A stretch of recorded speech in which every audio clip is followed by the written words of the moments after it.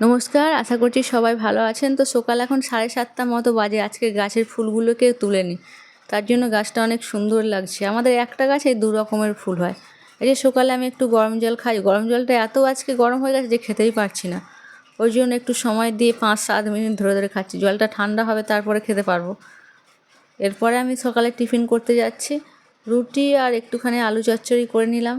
এক একদিন মনে হয় না যে কিছু কাজ করি বা ইচ্ছা করে না, তাও সকালে টিফিনটা বানিয়ে নিচ্ছি। এরপরে আবার দুপুরে রান্না করতে হবে। 2-3 দিন আগে আমি একটুখানি দেশি মুরগির মাংস কিনে রেখেছিলাম, ওটাই ফ্রিজে রেখেছিলাম।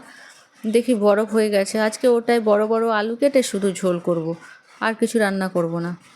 ওর জন্য তেজপাতা, গরম মশলা, শুকনো লঙ্কা এইসব ফোড়ন দিয়ে আর পেঁয়াজ, রসুন সব দিয়ে ভালো করে মশলাটা কষিয়ে নিতে হবে।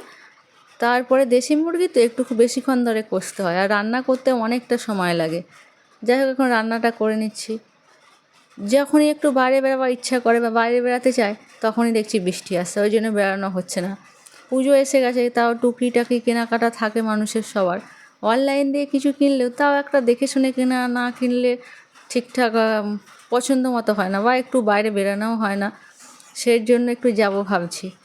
এই যে রান্না হয়ে গেছে, এরপরে সবাই মিলে ভাতটা খেয়ে নেবো দুপুরে।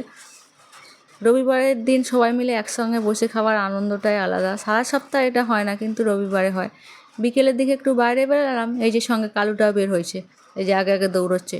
ও অন্য কুকুরকে ভয় পায়, কিন্তু আমি গেলে ও যাবে। এই যে আমরা বৃষ্টি ফিষ্টি না হলে এখানটায় দাঁড়ায়, অনেক সুন্দর সময় কাটায়।